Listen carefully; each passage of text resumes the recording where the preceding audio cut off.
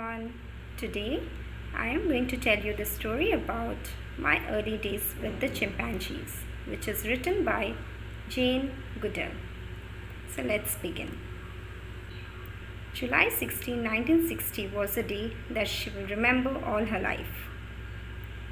It was when she first set foot on the shingle and sand beach of Chimpanzee Land, that is, the Gombe National Park. She was 26 years old when her mother and she were greeted by the two African game scouts who were responsible for protecting the 30 square miles of the park. They helped them to find a place where they could put up an ex-army tent. So they chose a lovely spot under some trees near the small, fast-flowing Kakumbi stream. Every morning she woke up and she heard the alarm clock at 5:30 a.m. She ate a couple of slices of bread and had a cup of coffee from the flask. Then she set off, climbing to where she thought the chimps might be. Most often she went to the peak. She discovered that from that high place she had a splendid view in all directions. She could see chimps moving the trees and she could hear if they called. At first she watched from afar through her binoculars and never tried to get close.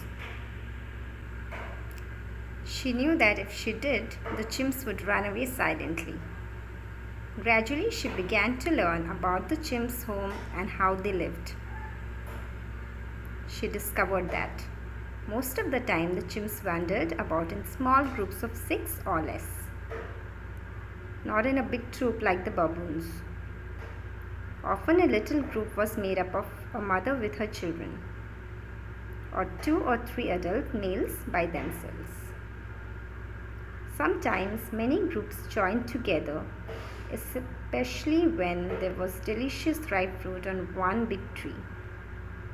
When the chimps got together like that, they were very excited, made a lot of noise and were easy to find.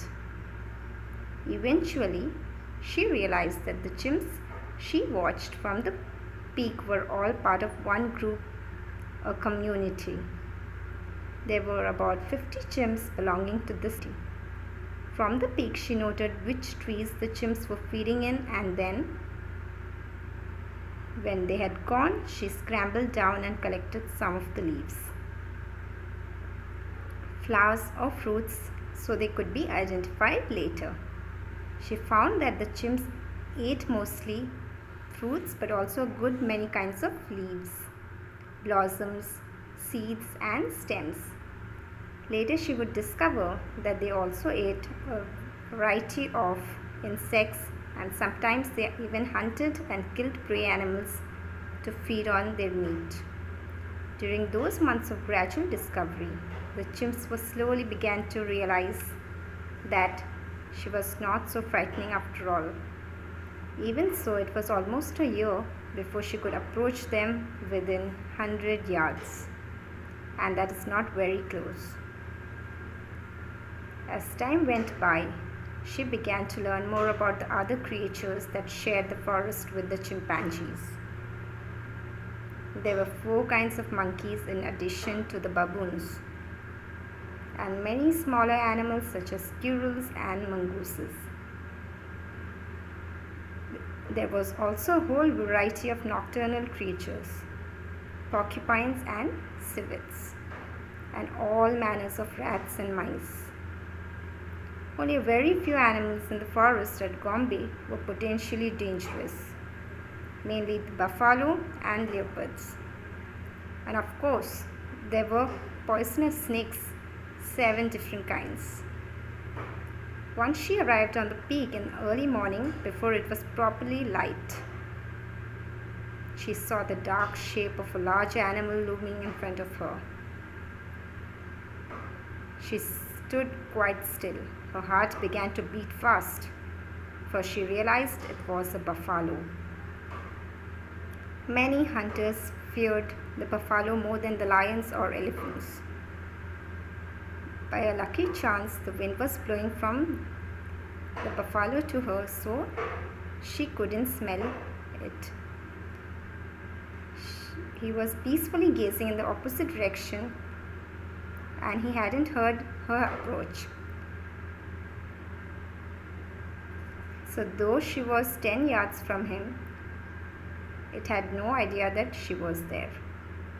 Very slowly she retreated. Another time, as she was sitting on the peak, she heard a strange mewing sound.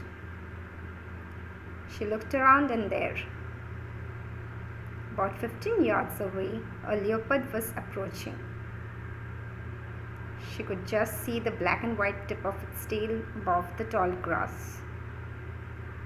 It was walking along the little trail that led directly to where she sat. Leopards are not usually dangerous unless they have been wounded.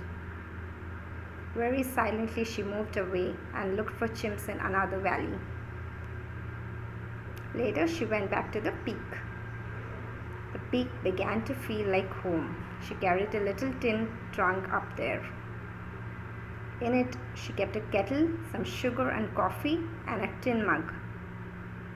Then when she got tired from a long trek to another valley, she could make a drink in the middle of the day. She kept a blanket up there too, and when the chimps slept near the peak, she slept there so that she could be close to them in the morning. She loved to be there at night, especially when there was moon. If she heard the coughing grunt of a leopard, she just prayed and pulled the blanket over her head. Chimps all night, just as we do, they also sleep. She often watched them from the peak, how they made their nests. First, the chimp bent a branch down over some solid foundation, such as a fork or two parallel branches, holding it in place with his feet. He then bent another over it. Then he folded the end of the first branch back over the second, and so on. He often ended up picking lots of small, soft, leafy twigs to make a pillow. Chimps liked their comfort. She learned over the years that infants slept in the nest with their mothers until they were about 5 years old or until the next baby was born, and the older child had to make its own bed. She never returned to camp before sunset, but even when she slept on the peak, she went down to have supper with Mum and tell her what she had seen that day. And her mother would tell her what she had been doing the whole day. Her mother set up a clinic and handed out medicines to the locals, mostly fishermen, who were sick. Once she cured an old man who was very ill indeed. Word after this cure spread far and wide, and sometimes patients would walk for miles to get the treatment. Her clinic was very good for the daughter. It meant that the local people realized that they wanted to help them. Her mother had to go back to England after 4 months to manage things at home. Of course, she missed her mother after she had gone, but she didn't have time to be lonely because there was so much to do.